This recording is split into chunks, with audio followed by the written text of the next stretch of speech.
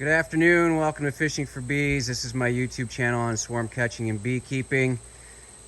A little bit about us is we've never purchased bees, we've never purchased a queen, we've never split a colony, and I'm not anti any of those things. We just simply haven't had to. We catch so many swarms every year that replenish our production yard, which you're looking at right now, that I don't find a need to split. Plus, I don't like to split in the spring because I like to capture that early nectar flow here in Michigan.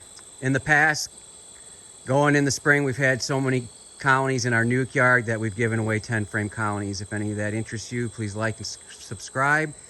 Today is honey pole day, so the ones without the rocks on it have the fume boards on it. I have a video on that. Fume boards, they're not my favorite thing, but it is what I do. So hopefully the girls behaved today. They did seem a little antsy when I popped the top on those two. So these fume boards are going to push them out of the supers. We got 13 supers to collect today, which I think is the most we've ever collected. And we'll see how much we get as far as extraction tomorrow. So big pull today. I'm not going to spend too much time shooting video. I'll shoot a little bit here and there, just a summary of what we're doing, but it's basically the same. You know, clear the super, take the super, blow it with the Makita air blower, and continue on. So one of the things with the fume boards is you got to keep replacing the honey be gone or bee be gone solution. The stinky stuff gets weak, and then I've gotten lazy, and towards the end of the pull it doesn't work as well. So I'm going to be diligent. I'm not going to be reserving it. I'm going to be using a lot of it to get these bees out of here. So we'll see how this goes. I'll keep you updated. So here you go. Here's the blower station. I used to do like a first time blow on top of the colony when I flipped it up, but I have learned that I might be making all the colonies unhappy, and that's why I'm getting lit up towards the end. So we're going to do it over here. You can see to the right, that's our feeding station. When appropriate, don't feed, don't open feed in a nectar flower when people are collecting honey. Not appropriate. Late fall, very early spring. Anyways, so we're going to blow it out here. Just a couple notes. I like to blow from the top where the frame rest is wider, out the bottom where the frame rest is narrower, so as to not bounce them off and smash them around, and just try and get them out gently. So here we go.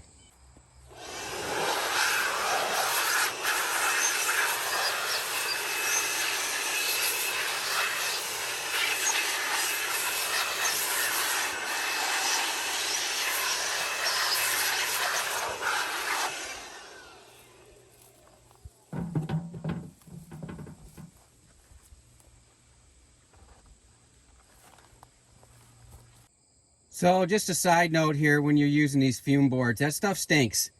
In the past, I, in transport, have stacked these honey supers like they would be on the colony, right? Butted up, airtight. And then even the next day when we opened up, we could still smell that honey robber or bee be gone.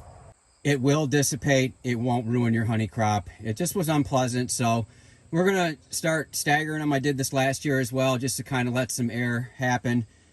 If doing this in a bed of a truck, you can't, because they'll be full of bees again. So I'm fortunate that I put them in my bee mobile and they're secure, as long as I remember to shut the door. 3 times now I forgot to shut the door, but I've been fortunate and no bees have found it yet. So this is what we do to get rid of that remaining smell of the bee be gone.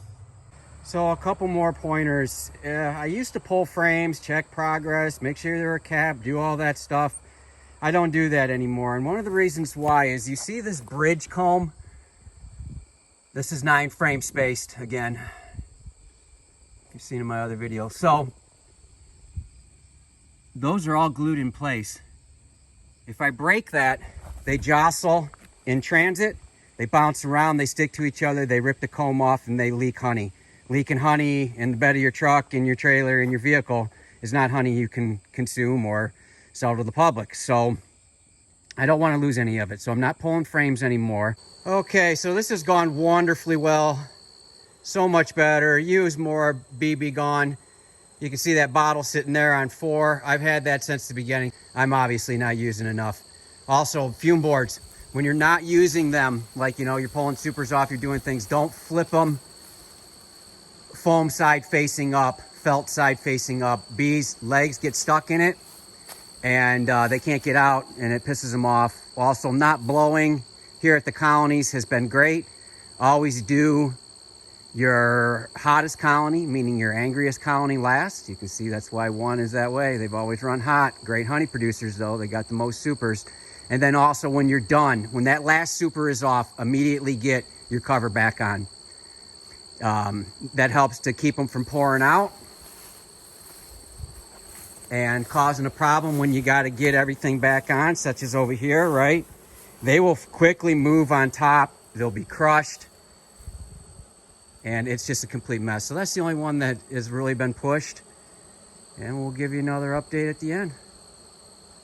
What a great honey pull. I mean, hope I'm not getting ahead of myself. I got 4 left, but smooth.